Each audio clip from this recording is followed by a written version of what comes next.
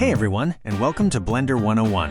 If you've ever been curious about creating 3D art, animations, or even game assets, you're in the right place. Blender is a powerful and completely free 3D creation suite, and in this series, we'll be breaking down the fundamentals, step by step. Let's dive in and unlock the amazing world of 3D. Let's get right to it. Alright, we're in Blender. Take a moment, observe, and let the interface seep in. Okay, that's enough. Before we dive into the nitty-gritty of 3D modeling, let's get familiar with Blender's interface. To your right, I call it the N panel. It pops out when you press N on your keyboard. In there, at the very top of the panel, there's a tab called Item. This stores information regarding the item you've selected, such as XYZ location, rotation, scale, and dimensions. It's crucial that you keep an eye on that, because every object has its own parameters. Now let's try to move the X location. Hover your mouse over that slider. Click and move your mouse left and right. See? It moves. Now the same goes for the Y and Z. If you do that, it'll move along the corresponding axes. It goes the same with the XYZ rotations, scale, and even the dimensions. Or you can enter a precise number by clicking the slider and typing in how far you want it to move, rotate, or scale. Now, on your left, I call it the T panel. Obviously, because the shortcut is T to pop it in and out.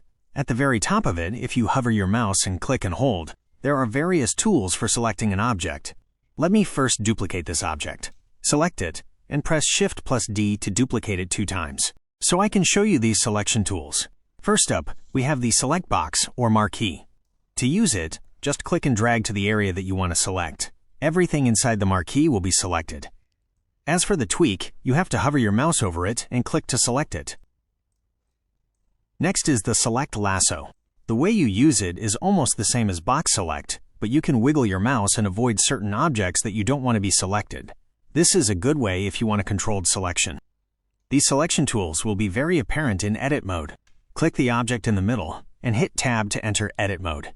See? With the Select lasso, you can control which vertices you want to select by clicking and dragging and wiggling your way around. To turn on X-ray, just click the icon above next to the viewport shading, or Alt+Z on the keyboard. That way, you can select the occluded vertices behind. Let me delete the cubes that we duplicated. I'll show you another way to move, rotate, and scale an object. Click the third icon from the top in the T panel, the one with 4 arrows, left, right, top, bottom. It's the Move tool. Click on the colored arrow. Green represents the Y-axis, red is the X-axis, and blue for the Z-axis. Click on the green arrow, or Y-axis, to move it along the Y-axis. If you have to undo the move and you want to set it to the center of the 3D world, just press Alt+G. That will reset the location. Now, below the Move tool icon is the Rotate tool. It has a different widget than the Move tool. It has a circular widget. But the essence is the same as the Move tool. Green for the Y-axis, red for the X-axis, and blue for the Z-axis. Below the Rotate tool is the Scale tool. Again, different widgets, but it has the same essence as the Move and Rotate tools. Scale Y-axis, Scale Z-axis, and Scale X-axis. Now everything you do with the Move, Rotate, and Scale tools will be reflected in the N panel, in the Item tab, and will be stored there if not reset to 0. So that's something to be aware of. Next icon below the Scale tool is a combination of all tools, with a Move, Rotate, and Scale widget combined. One click has a function of Move, Rotate, and Scale, depending on which widget your cursor is clicked on. It's really helpful if you don't want to have to click on so many icons at a time for moving, rotating, and scaling. The next tool below that is the Annotation tool. While the basic function of the Annotation tool, for me, is scribbling in the viewport to make notes, or drawing outline shapes of my intended final mesh, it has far more advanced features than that. That will be covered in a later video. To erase an annotation, just go to the View tab in the N panel, scroll down below, there's an Annotations tab. Click it, and look for the minus or X to erase it. Below the Annotations tool is the Measure tool, obviously to measure distance between points. To use it, just click for the first spot and click again where you want to place your last point to measure. Personally, I find this tool isn't able to be precise enough. Maybe I'm the one who didn't dig deep enough into using it. But for me, the Measure It add-on in Blender is my go-to when it comes to measuring. I'm not going to cover the last two. Truth be told, I rarely touch those two. Moving on. Press Alt+S to reset the scale. I'm going to show you a faster way to manipulate an object in Blender. If you're new to Blender, Memorize these shortcuts, and you can be a pro in no time. Press G to freely move the object. Press G and then Y to move it along the Y-axis. Press G and then X to move it along the X-axis. And press G followed by Z to move it up and down along the Z-axis. Now, again, if you have an object out of place and want to center it, you know what? Yes, Alt plus G, that will reset the location. That's move. And for rotating, it's R for free rotation, make it wildly out of control. Press R and then Y to rotate it on the Y-axis. Press R then X to rotate it on the X-axis. And press R then Z to rotate it on the corresponding axis. The same goes for rotation. If you have an object out of rotation, press Alt plus R to reset its rotation. Now for scale. It's S for scaling in all three axes simultaneously, a uniform scale. Press S and then X to scale it on the X-axis. Press S then Y to scale it on the Y-axis. And press S followed by Z to scale it on the Z-axis. Press Alt plus S to reset the scale. In each operation, move, rotate, and scale, you can be more precise. If you, let's say, press G and then X, after that, just type how much you want it to move. For instance, 2 will move 2 units in the X direction, or -2 moves in the opposite direction of the X-axis. Now, memorize those shortcuts, as those are the basic livelihood for a Blender user. It's faster than clicking those icons and sliders. Let's delete the cube. We'll try adding a new object. To add an object, press Shift+A. This brings up a whole other menu. It's all about adding. Add mesh, curve, lights, cameras, speakers, force fields, collections, annotations, and the object, images, volumes. Whoa! Not that many. We have to take it down a notch. It's a Blender basic tutorial, not a Blender packed in one tutorial. Sorry guys. Now, where were we? Oh yeah, Shift+A. All we need is the mesh. Add a plane. Now every object added from the Shift+A menu is placed at this little dot, or 3D cursor, as it's called. This little guy is more than you think. It's not just a little cursor. This guy is an important part of Blender. To really know Blender, I need to introduce this to you and how you can control it, just for the basic needs anyway. Press Alt plus right-click to place it where you want it to be. Have a go. Try to place it anywhere. You won't misplace it. Now it's a part of you, so to speak, as a Blender user anyway. Its placement in the 3D space corresponds with the sliders in the N panel View tab. There's a section for 3D cursor with the XYZ location and rotation, but we're not touching that at the moment. We just need to center the little guy so we can move on with our tutorial. Press Shift+S. It's a menu for snapping the 3D cursor. There's cursor to selection, selection to cursor. The one we need is cursor to world origin. Click that to absolutely send it to the 0 space. Now, if we add a new object, it will place it dead center in the 3D space. Then we can move on. Shift+A, we can bring our cube back. Or add a circle. Every object we bring in, there's a settings dialog to it. Like for the circle, how many segments it has. What's the size of the circle? This will determine our object's shape and size.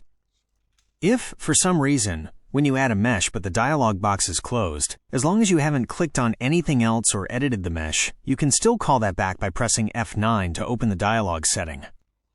If you already clicked on anything else or have edited the mesh, the F9 is blank, and you have to add the mesh again with your intended settings. Like I said, we have a whole bunch of primitives for our base mesh to start working on, like a cube, circle, sphere, tube, etc. Let's start with a sphere that will be our base mesh for our drone. Add a sphere.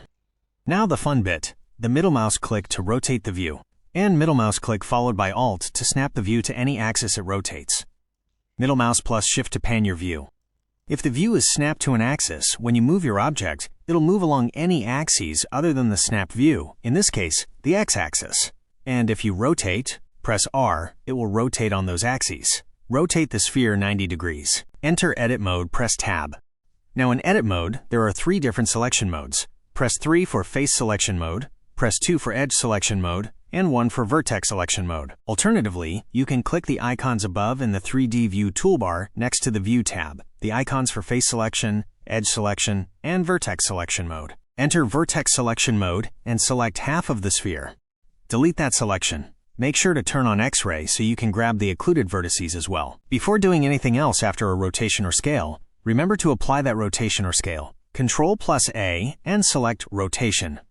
Put on the Mirror modifier on the sphere. so that everything you do on one side will be reflected on the other side. Now I'm aiming to make a drone, like in the beginning of the video, but not too elaborate, big guns sticking from the left and right of it. Select a loop cut vertically to make a detail of paneling. Once you have the edge loops selected, press V to rip those edges and make them into their own element. While having that edge still selected, press Ctrl+L to select linked elements based on that loop. Then press H to hide the selected element.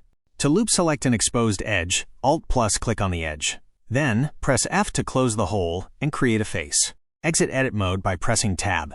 Then, in Object mode, apply a bevel modifier to the sphere to round those edges. To further refine the bevel, adjust the amount value to lower the bevel edges. Then, set the segments to 3. Next, under Profile, switch to Custom Profile and select Support Loops.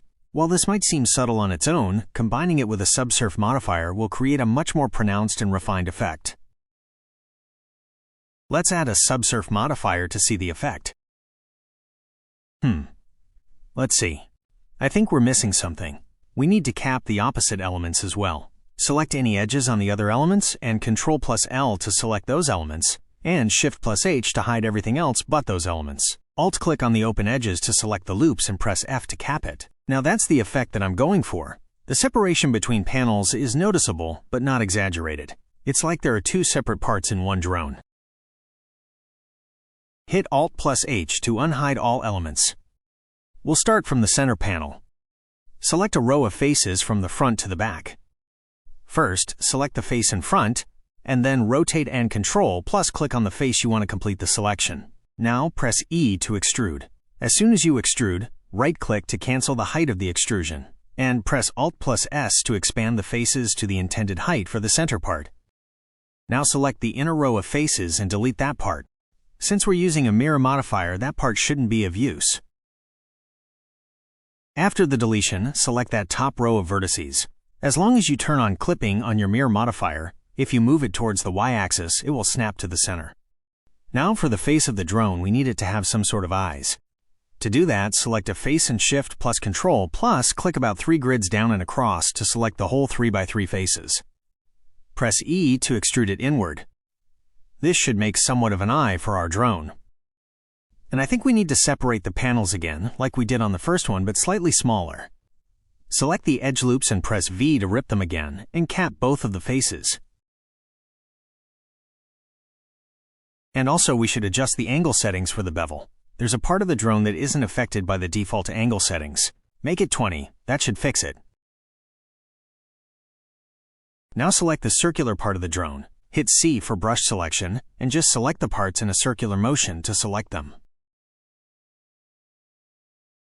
Hit E to extrude outward, and this is where the cursor will be handy.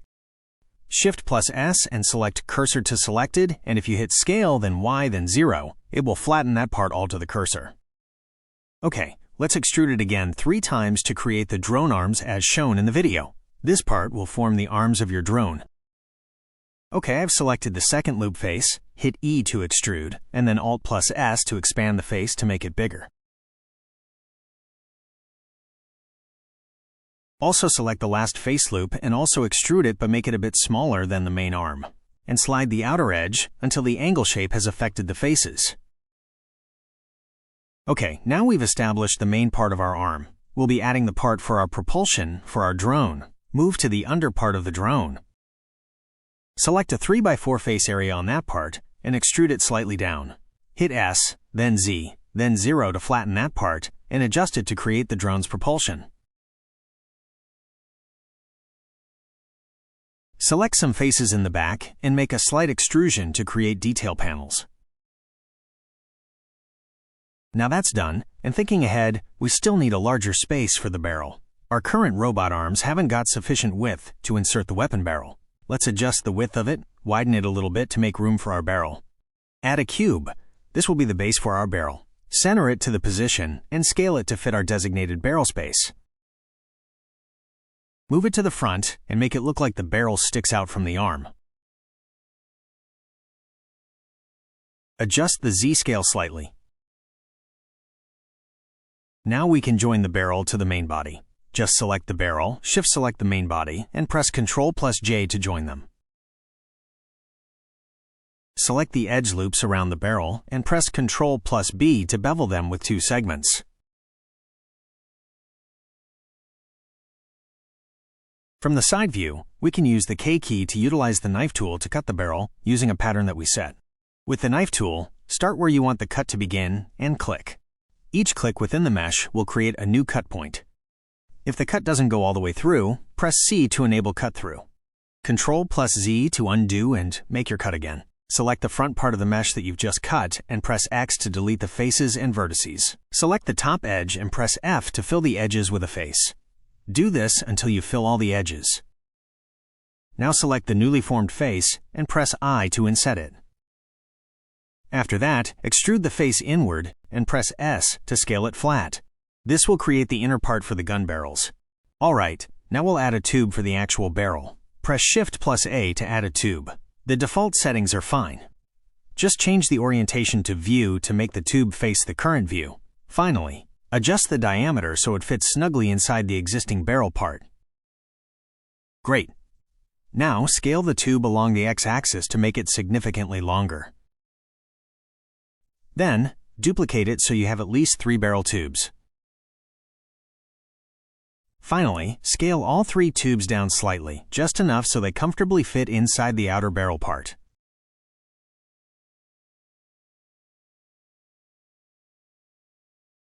Excellent! Now to add some visual interest, select the bottom and middle barrel tubes.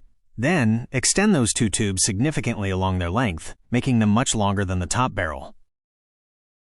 Doesn't that look menacing indeed?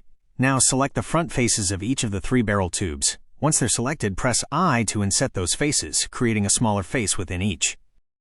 Perfect. Now, with those inset faces still selected, press E to extrude them inwards, creating a recessed detail within each barrel. From this point on, it's really up to you and your creative vision.